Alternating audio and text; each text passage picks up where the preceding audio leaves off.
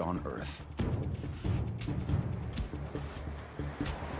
He's a 10-footer, equipped with 3-inch claws and a phenomenal sense of smell.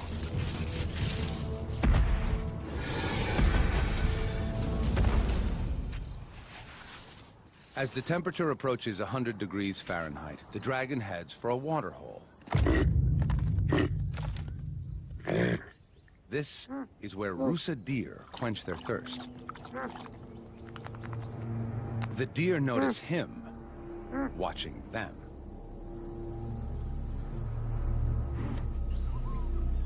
They're not giving up their drink for such a slow predator. The dragon casually ambles closer.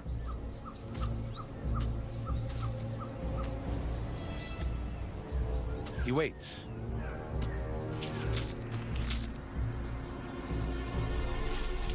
And then, just when they're lulled into a sense of security, he makes his move.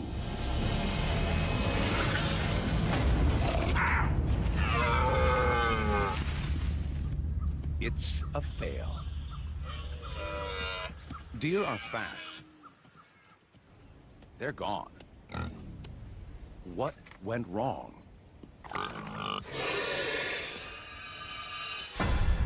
The dragon played the part of innocent bystander and worked himself closer. His top speed is 12 miles per hour, much slower than a deer. Normally, he'd ambush his prey from a yard away. They saw him, triggering the deer's flight response. More importantly, he couldn't deploy his secret weapon. He changes up his strategy.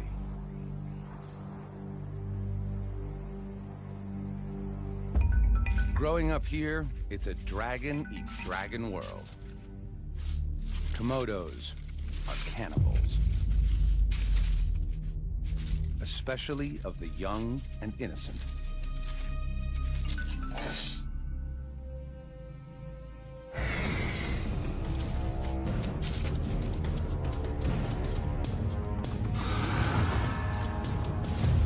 It's also young and agile.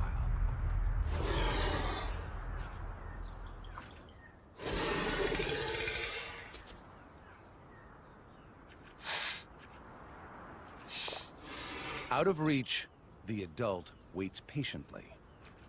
Young dragons make up 1/10 of an adult dragon's diet. The youngster senses that this is his only safe spot.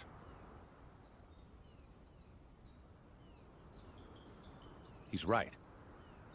Adult Komodos are clumsy climbers, and the light tree branches might break under his 300-pound weight.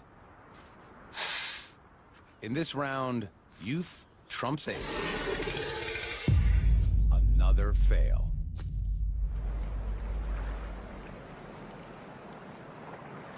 The hungry stomach of the Komodo grumbles for a new strategy. If you can't kill your own, then go for leftovers. The beach is a big plate of discarded food. His flickering tongue pinpoints nearby carcasses. He essentially tastes the air by picking up molecules and delivering them to the Jacobson's organ, kind of supernose, inside his mouth. Something smells good to him.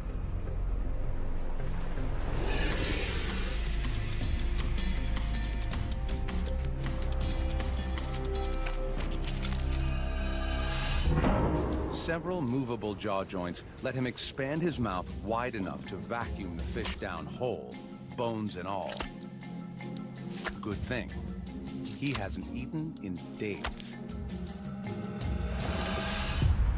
He could gorge almost 80% of his body weight, the equivalent of 1,200 hamburgers in one sitting.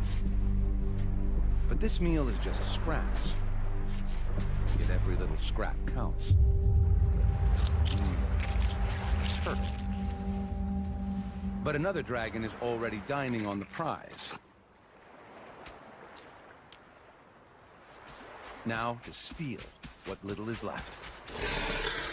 A little intimidation, and our opportunist dives in head first. The smaller dragon stands by and watches the curious show.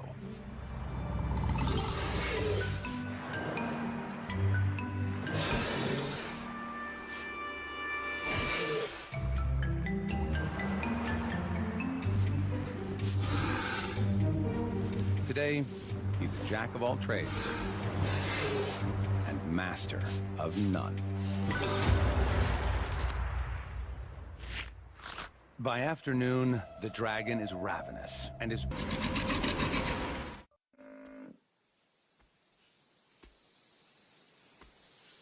It's playing out as the dragon anticipated, even though he's nowhere near the buffalo.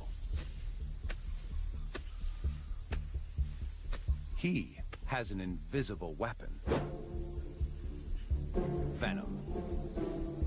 His bites released a unique lizard venom into the buffalo's bloodstream. The venom's compounds are as potent as those of the world's deadliest snake and will soon send the buffalo into shock. With a bite force of almost 60 pounds per square inch, the dragon's 60 serrated teeth inflict a gaping wound.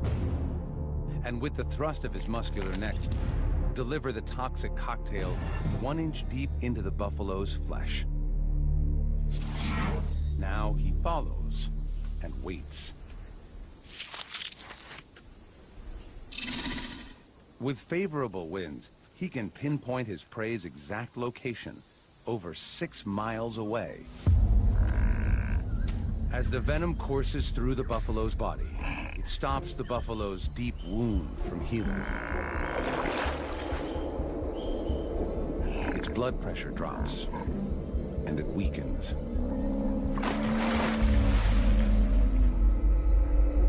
The buffalo's water hole adds a second invisible force. Bacteria from the feces-filled water, which enter the wound and all but guarantee a noxious infection.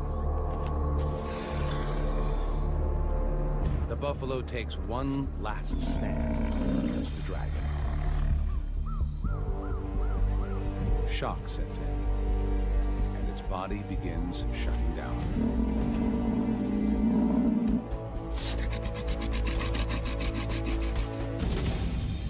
It's dinner time. Whether the dragon likes it or not, the big buffalo will be eaten family style. It's been a long, drawn-out hunt, but his venom weapon worked perfectly. It was deployed with just one bite, so he avoided injury.